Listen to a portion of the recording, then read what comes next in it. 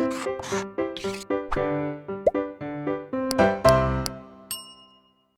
Students, welcome back to Blueprint Digital. आज की इस वीडियो में हम सजीवों तथा निर्जीवों के बीच अंतर यानी कि difference between living and non livings के बारे में पढ़ेंगे।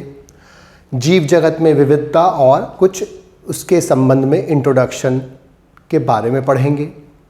वीडियो को स्टार्ट करने से पहले हमारे चैनल को सब्सक्राइब करें और बेल आइकन दबाना न भूलें, जिससे हमारे लेटेस्ट वीडियोस की नोटिफिकेशन आपको प्राप्त होती रहे। अब हम आज के टॉपिक पर आते हैं। सबसे पहले सजीव और निर्जीव के बीच में जो अंतर है, सबसे पहला जो अंतर है वो कोशिकीय स्तर और संगठन स्तर में होता है। यानी कि जो संगठन स्तर है, ऑर्गेनाइजेशन लेवल है, जो सजीव होते हैं उनमें जो स्तर होता है वो परमाणु स्तर से जैव मंडल स्तर तक जाता है।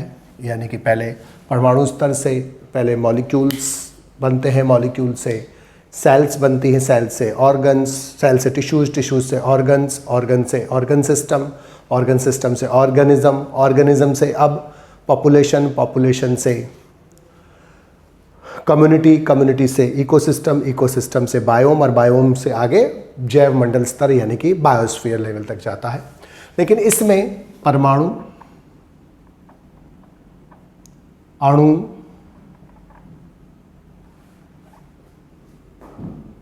क्रिस्टल, मिश्रण, मिक्सचर,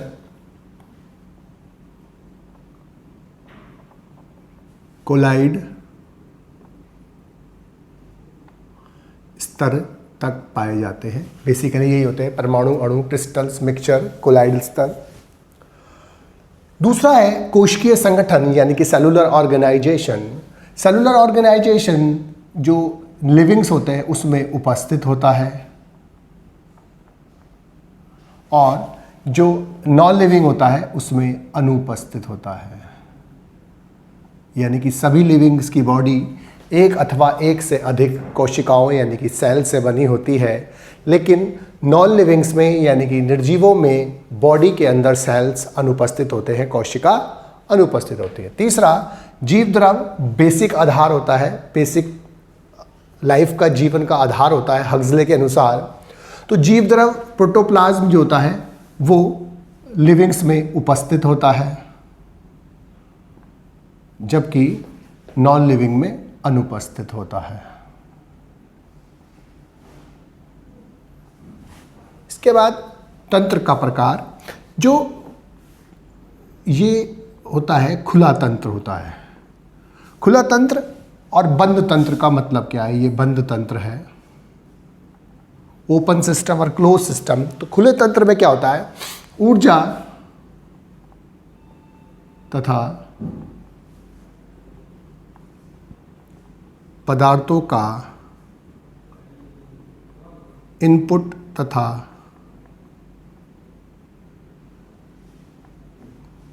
आउटपुट, इनपुट तथा आउटपुट होता है। मतलब कि वातावरण से और ऑर्गेनिज्म के अंदर एनर्जी अंदर आती है और एनर्जी बाहर निकलती है, पदार्थ अंदर बाहर आते जाते हैं, तो इसे हम खुला तंत्र बोलते हैं। और जो नॉन लिविंग होते हैं उसमें बंद तंत्र होता है, अर्थात उसमें ऊर्जा और पदार्थों का इनपुट और आउटपुट नहीं होता, अर्थात एनर्जी अंदर बाहर, पदार्थ अंदर बाहर नहीं होते हैं। क्योंकि ये लिविंग सिस्टम होता है, तो लिविंग सिस्टम को चलाने के लिए हर समय एनर्जी और पदार्थों की आवश्यकता होती है जो वातावरण से प्राप्त किए जाते हैं। इसके बाद है उपापचय यानी कि मेटाबॉलिज्म। तो जीवों में सेल के अंदर या बॉडी के अंदर होने वाली वे सारी रिएक्शंस जिसमें बड़ा मॉलिक्यूल छोटे में या छोटा मॉलिक्यूल बड़े में कन्वर्ट होता है, उनको सामूहिक रूप से उपापचय कहते हैं। और उपापचय जो लिविंग ऑर्गेनिज्म है उनका कैरेक्टरिस्टिक है, तो मेटाबॉलिज्म इसमें उपस्थित होता है और नॉन लिविंग में अनुपस्थित होता है।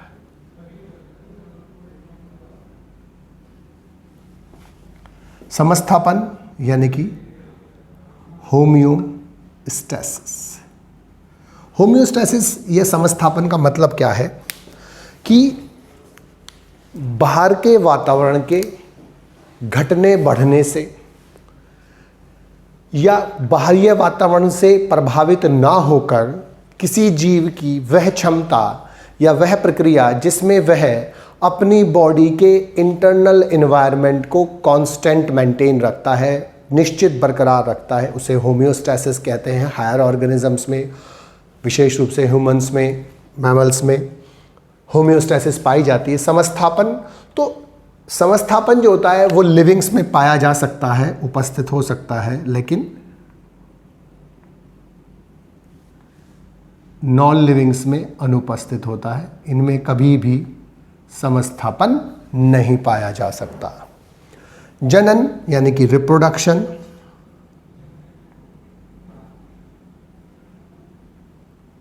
वह प्रक्रिया जिसमें कोई जीव अपनी जाति की निरंतरता को बरकरार रखने के लिए अपनी जैसी संतानें उत्पन्न करता है, जनन कहलाता है। और जनन लिविंग्स का कैरेक्टरिस्टिक फीचर है, यानी कि जनन उनमें उपस्थित होता है, जबकि नॉन लिविंग में अनुपस्थित होता है। इसके बाद चेतना यानी कि कॉन्शियसनेस।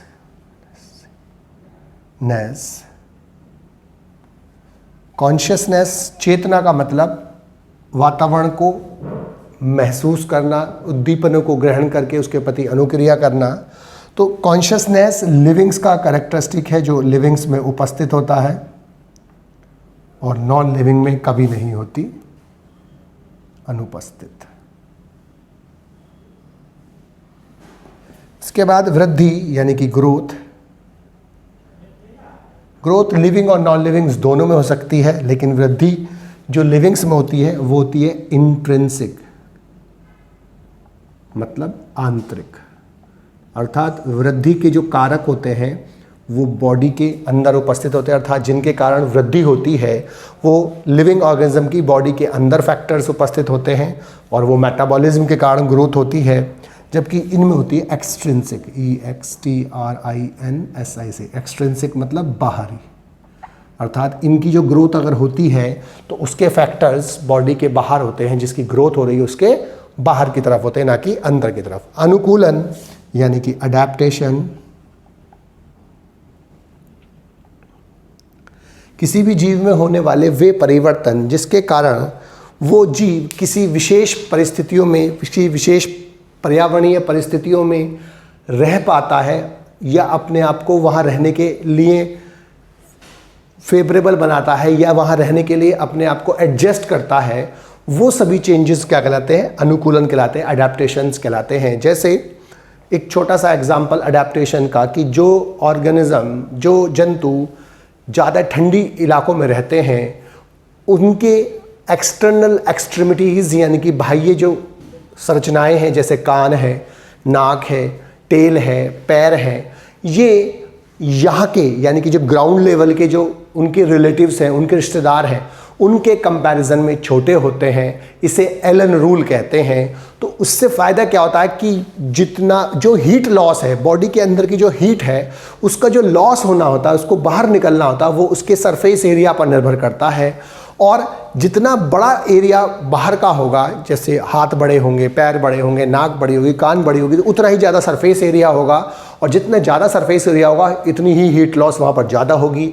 इसीलिए वहाँ पर हीट लॉस को कम करने के लिए जो एक्सटर्नल एक्सट्रीमिटीज़ होती है, बाह्य संरचनाएं जैसे कान है, नाक एट्सेट्रा, ये छोटे हो जाते हैं, जिससे काम भी चल जाता है और हीट लॉस कम करने के लिए उनका सरफेस एरिया भी कम हो जाता है। इसे एलन रूल्स कहते हैं। तो ये अडैप्टेशन है जो जीव ने अपने विकास के दौरान ग्रहण करी होती है। इसके बाद जैव विकास यानी कि इवोल्यूशन। पुराने लेस डेवलप्ड प्रिमिटिव टाइप के ऑर्गेनिज्म से, जो पुराने ज़माने में पाए जाते थे, जो अब भी पाए जा सकते हैं, लेकिन प्रिमिटिव का मतलब अल्प विकसित जीवों से आजकल के कॉम्प्लेक्स यानी कि जटिल, सुविकसित, वेल डेवलप्ड टाइप के ऑर्गेनिजम्स का, जीवों का मॉडिफिकेशन के द्वारा यानी कि रूपांतरण के द्वारा विकसित होने की स्लो प्रोसेस को, धीमे प्रोसेस को क्या बोलते हैं? इवोल्यूशन बोलते हैं।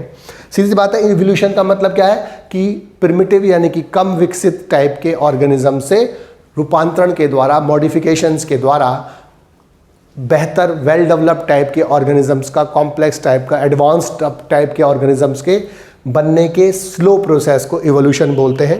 तो लिविंग में इवोल्यूशन की जो प्रक्रिया होती है, इवोल्यूशन उपस्थित होता है या इवोल्यूशन की क्षमता पाई जाती है, उपस्थित, इसमें अनुपस्थित।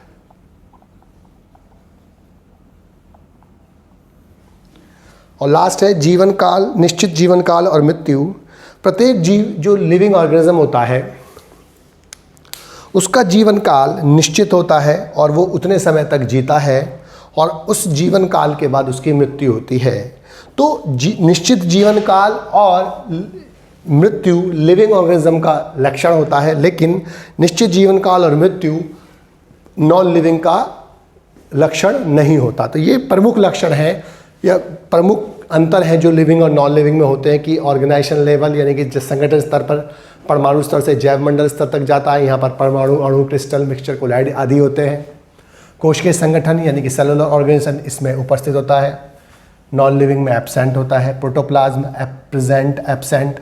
तंत्र का प्रकार खुला प्रकार, बंद प्रकार। खुले का मतलब ऊर्जा और पदार्थों का इनपुट आउटपुट होता है, उसमें बंद प्रकार का होता है अर्थात इनपुट आउटपुट नहीं होता है। उपापचय मेटाबॉलिज्म इसमें उपस्थित, इसमें अनुपस्थित होता है। समस्थापन होम्योस्टेसिस मतलब बॉडी के आंतरिक वातावरण को निश्चित बनाए रखने की क्षमता इसमें उपस्थित हो सकती है, इसमें कभी नहीं होती। जनन रिप्रोडक्शन इनमें उपस्थित होता है, इसमें अनुपस्थित होता है। चेतना कॉन्शियसनेस उपस्थित, अनुपस्थित। वृद्धि इसमें आंतरिक होती है, इंट्रिंसिक होती है, इसमें एक्सट्रिंसिक होती है। अनुकूलन, इनमें अनुकूलन की क्षमता पाई जाती है।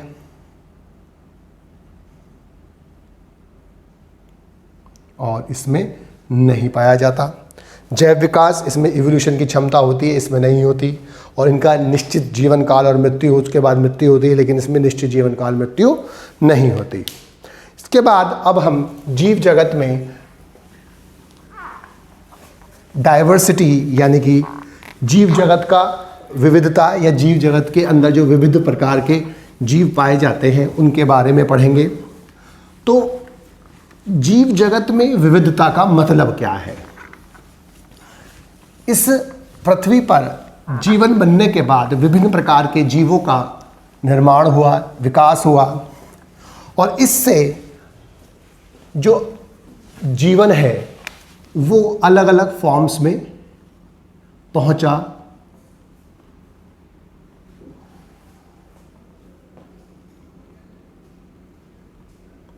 विविधता यानी कि डाइवर्सिटी इन लिविंग वर्ल्ड।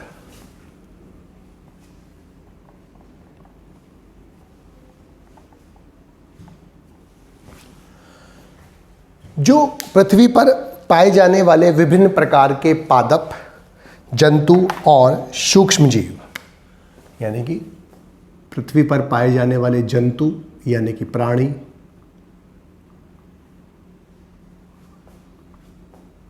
पादप यानी कि प्लांट तथा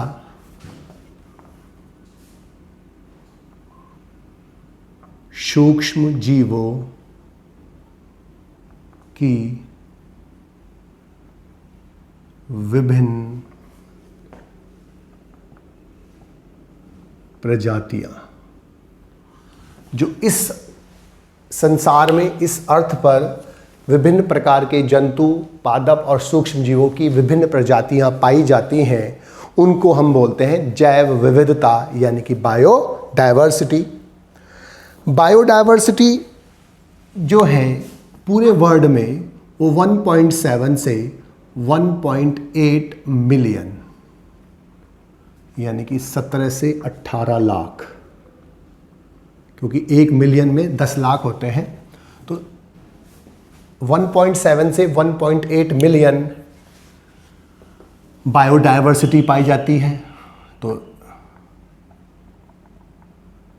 यानी कि इस संसार की जो जैव विविधता है वो कितनी है, बायोडायवर्सिटी कितनी है, 1.7 से 1.8 मिलियन, यानी कि इस अर्थ पर 17 से 18 लाख प्रकार की प्रजातियां पाई जाती हैं, प्लांट्स और एनिमल्स और जीवों की। अब इसके बाद जो हमको टॉपिक पढ़ना है वो पढ़ने हैं, 2-3 टॉपिक मेन पढ़ने हैं, जिसमें एक तो है वर्गीकरण, टैक्सोनॉमी, वर्गीकरण विज्ञान बोल देते हैं, और सिस्टेमैटिक्स। ज़्यादातर जगह पर टैक्सोनॉमी और सिस्टेमैटिक्स एक ही बात होती है, अर्थात टैक्सोनॉमी और सिस्टेमैटिक्स एक दूसरे के पूरक शब्दों के रूप में यूज़ होते हैं। और टैक्सोनॉमी में बेसिकली हमें 4 चीज़ें पढ़नी होती हैं। वर्गीकरण विज्ञान कहते हैं हम इसको। सबसे पहले आइडेंटिफिकेशन,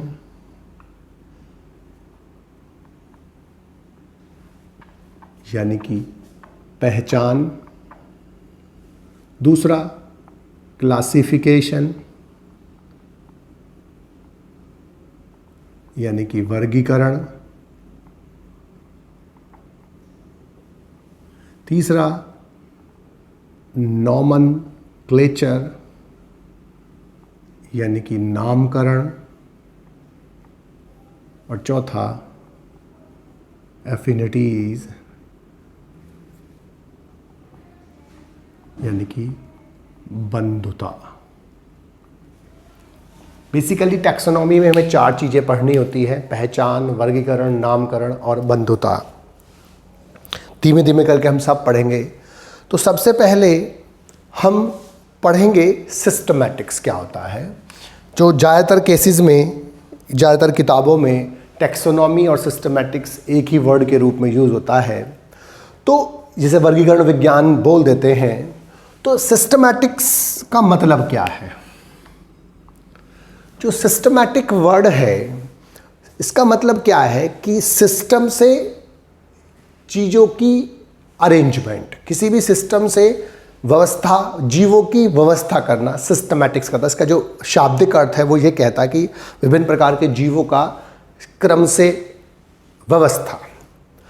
लेकिन जो सिस्टमैटिक है, तो सिस्टमैटिक्स का मतलब जो वर्ड था वो लीनियस ने यूज़ किया था, कैरोलस लीनियस ने, यानी जिनका नाम कॉल वॉन लिन था पहले। तो कैरोलस लीनियस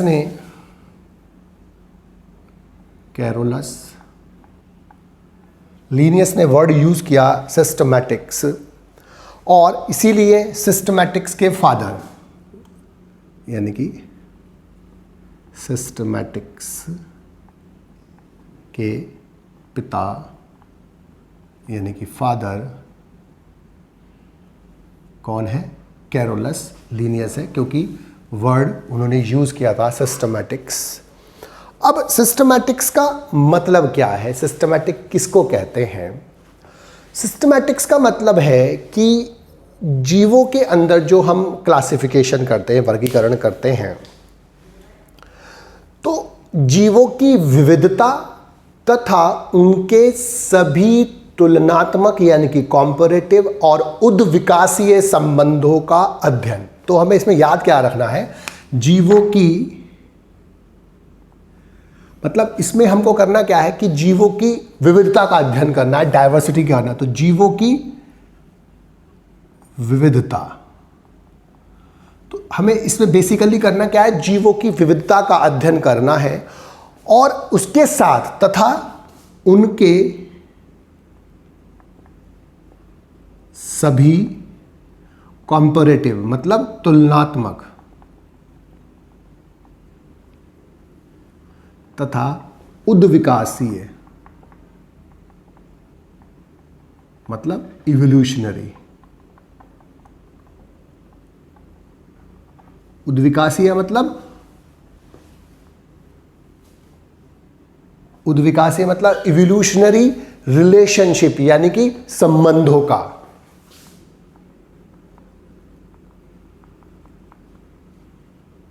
अध्ययन क्या कहलाता है? सिस्टमैटिक्स।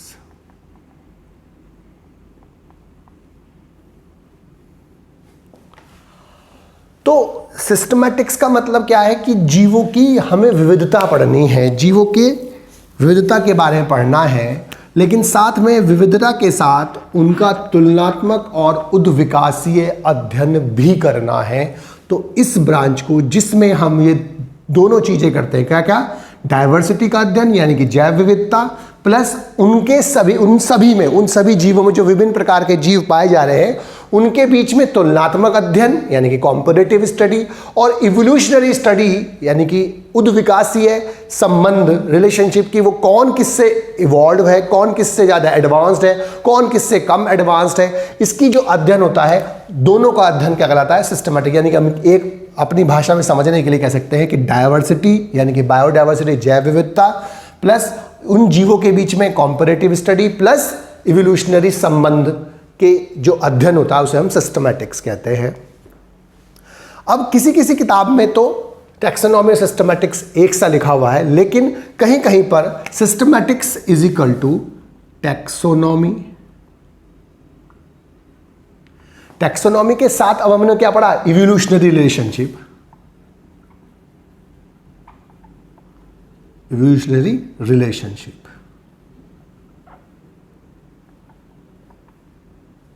तो टैक्सोनॉमी में हमें टैक्सोनॉमी के साथ जब हम इवोल्यूशनरी रिलेशनशिप का अध्ययन करते हैं तब हम उसे सिस्टमैटिक्स कहते हैं, लेकिन ज़्यादातर किताबों में आपको देखने को मिलेगा कि टैक्सोनॉमी और सिस्टमैटिक्स को एक ही वर्ड के रूप में ट्रीट किया गया है।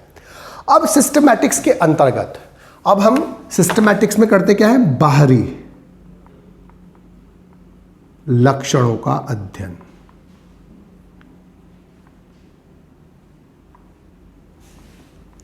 बाह्य लक्षणों का जो अध्ययन होता है वो किस में होता है? सिस्टमैटिक्स में।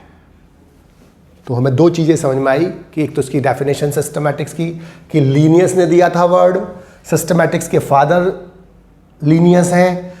परिभाषा क्या है? जीवों की विविधता तथा उनके सभी तुलनात्मक और उद्विकासीय संबंध रिलेशनशिप, कंपैरेटिव रिलेशनशिप और इवोल्यूशनरी रिलेशनशिप का जो अध्ययन होता है हम उसे क्या बोलते हैं? सिस्टमैटिक्स कहते हैं। और सिस्टमैटिक्स में हम किसी भी पादप के, किसी भी जीव के बाह्य लक्षणों का अध्ययन करते हैं। 3-4 बातें हमें समझ में आई। इसके बाद हमें इसके साथ एक वर्ड और पढ़ना है, न्यू सिस्टमैटिक्स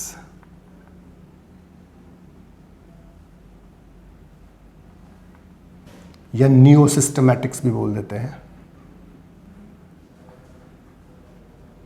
यानी कि नव systematics. New systematics term Julian Huxley ने दिया था। शब्द किसने दिया? Julian Huxley. इसीलिए फादर ऑफ न्यू सिस्टमैटिक्स, नव सिस्टमैटिक्स के पिता कौन है? जूलियन हक्सले को कहा जाता है। न्यू सिस्टमैटिक्स एक नई ब्रांच है टैक्सोनॉमी की या डायवर्सिटी के अध्ययन करने की। तो न्यू सिस्टमैटिक्स में जीवों के बाह्य प्लस आंतरिक लक्षणों का अध्ययन किया था। इसमें जीवों के बाहरी प्लस आंतरिक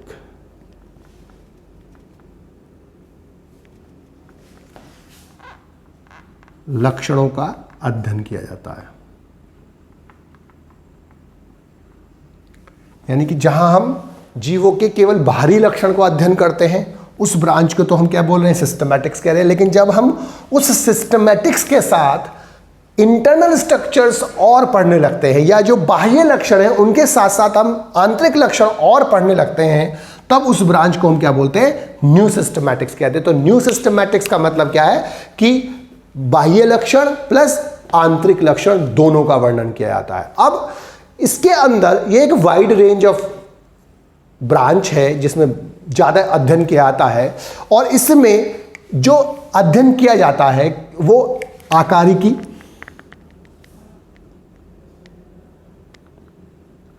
है यानी कि मॉर्फोलॉजिकल कैरेक्टर्स, मॉर्फोलॉजी। उसके साथ साथ आकारिकी यानी कि बाह्य लक्षणों के साथ साथ हम जैव रसायन,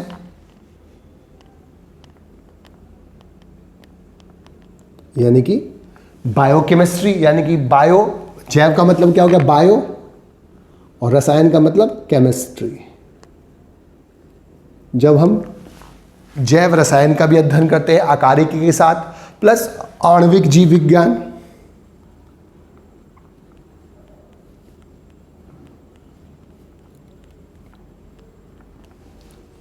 यानी कि मॉलिक्यूलर बायोलॉजी,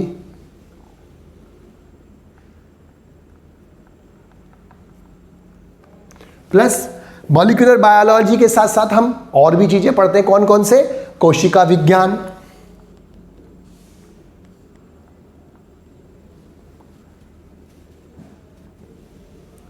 यानी कि साइटोलॉजी,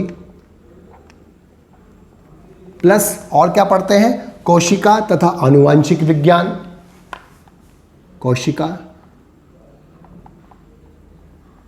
तथा आनुवांशिकी,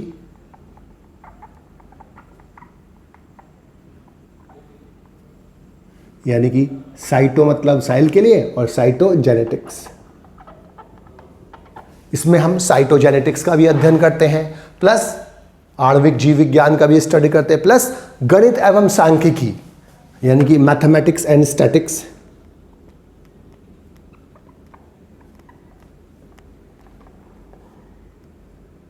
स्टैटिस्टिक्स, मैथ्स एंड स्टैटिस्टिक्स का अध्ययन भी करते हैं, प्लस जैव विकास,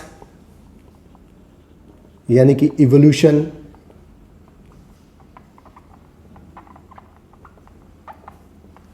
और इसके साथ साथ हम एक्सपेरिमेंटल बायोलॉजी भी स्टडी करते हैं।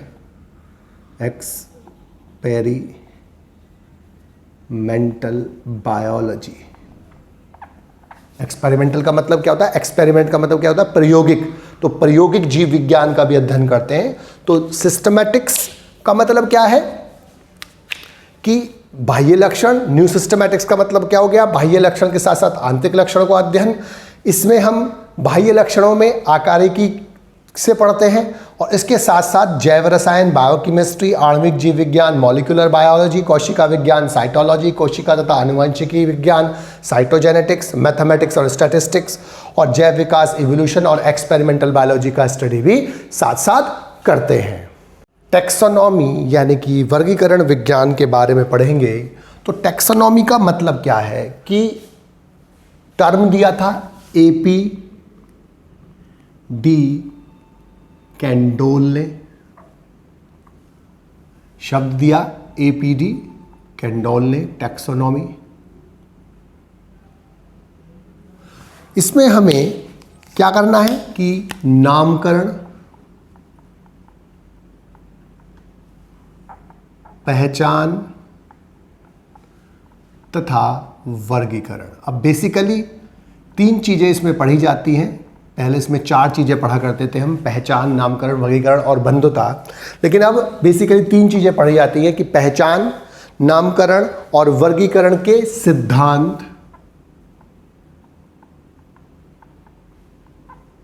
तथा प्रक्रियाएं, procedures and principles of identification, nomenclature and classification. तो टैक्सोनॉमी का मतलब क्या है अब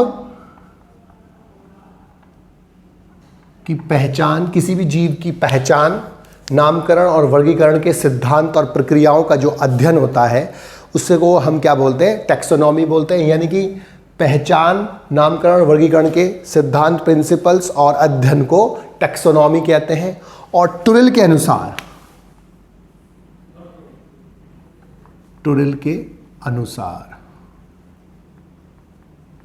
जो टैक्सोनॉमी है, वर्गीकरण विज्ञान जो है वो 3 प्रकार का होता है।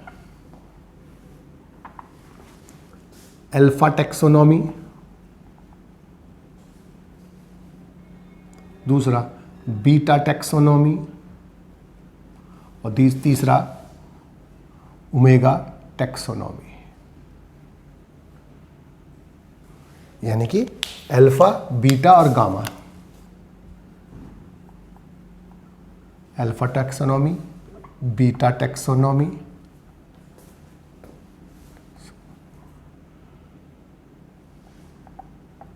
और ओमेगा टैक्सोनॉमी। अल्फा टैक्सोनॉमी का मतलब क्या है? बाह्य लक्षणों का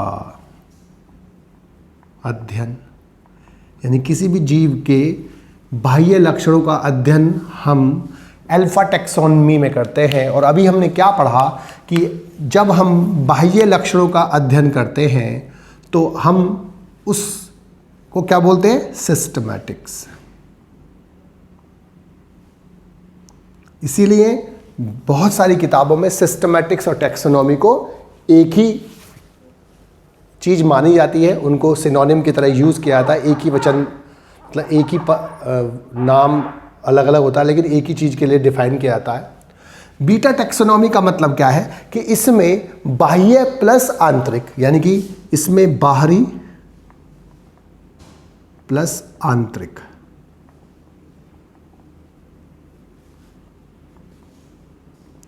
लक्षणों का अध्ययन होता है। और जब हम बाह्य और आंतरिक दोनों प्रकार के लक्षण का अध्ययन करते थे, हम उसको क्या बोलते थे? बीटा टैक्सोनॉमी में हम बाह्य और आंतरिक दोनों पढ़ रहे हैं, इसका मतलब क्या? हम क्या बोलते थे इसको? न्यू सिस्टमैटिक्स या न्यू सिस्टमैटिक्स। तो न्यू सिस्टमैटिक बीटा टैक्सोनॉमी है। और अल्फा टैक्सोनॉमी क्या है? इसमें जीव के सभी प्रकार के लक्षणों का अध्ययन किया जाता है। अर्थात ये टैक्सोनॉमी की वाइड रेंज है, बड़ी रेंज है, जिसमें प्लांट्स के, एनिमल के, किसी भी जीव के बारे में उपलब्ध सभी प्रकार के डाटा और सूचनाओं का अध्ययन किया जाता है। तो उसमें सभी प्रकार के लक्षण किया जाता है, जिसमें डाटा और सूचनाएं, जो उस पर जितना भी उसका डाटा और सूचनाएं उस जीव के बारे में उपलब्ध होती हैं, तो उसका अध्ययन हम किस में करते हैं? ओमेगा टैक्सोनॉमी में करते हैं। तो अल्फा टैक्सोनॉमी में हम बाह्य लक्षणों का अध्ययन करते हैं, इसका मतलब ये सिस्टमैटिक है। बीटा टैक्सोनॉमी में हम बाह्य के लक्षणों के साथ साथ आंतरिक लक्षणों का अध्ययन करते हैं, इसका मतलब ये न्यू या न्यू टैक्सोनॉमी है, न्यू सिस्टमैटिक्स है। और ओमेगा टैक्सोनॉमी एक वाइड रेंज होती है, जिसमें किसी भी जीव के बारे में उपलब्ध सभी प्रकार के डाटा और सूचनाओं का अध्ययन किया जाता और सूचनाओं, जितनी भी सूचनाएं उसके बारे में उपलब्ध होती है, उनका प्रयोग किया जाता है। बच्चों, आज की इस वीडियो में बस हम इतना ही पढ़ेंगे। हमारी इस वीडियो को आप लाइक करें और अपने दोस्तों के साथ शेयर करें।